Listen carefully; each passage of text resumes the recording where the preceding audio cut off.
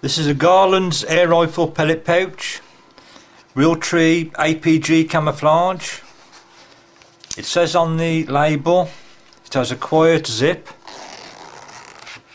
Certainly not silent, but it's a lot quieter than Velcro. There's quite a bit of space inside. It'll hold quite a few different small items, knife perhaps, where I bought it for a pellet pouch, and there's certainly plenty of room in there.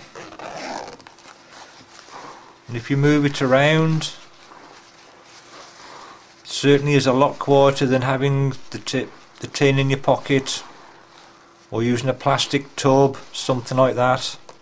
The one thing that does concern me though, this material is quite soft, very flexible, and I don't think offers much protection to pellets. Perhaps if you have a fall, or you're using the belt loops on the side there and you bang your gun stock into it, or you just nudge into a tree trunk, something like that. Being soft and flexible, there's not much in the way of protection, I don't think. That's worth a consideration. There's a small pouch at the front. There's two small tabs with Velcro on it, and reasonably quiet due to it being small. The leaflet says it'll hold 2 magazines.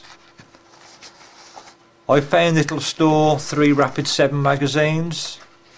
They're about the same size as a BSA Super 10, and a little bit smaller than some of the round magazines you get with rifles such as the FX range or the CO2 pistol magazines.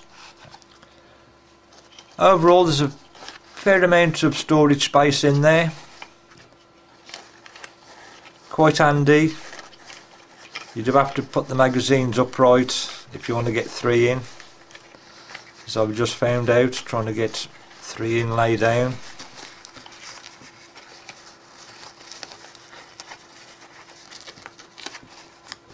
But the storage capabilities there certainly will make it a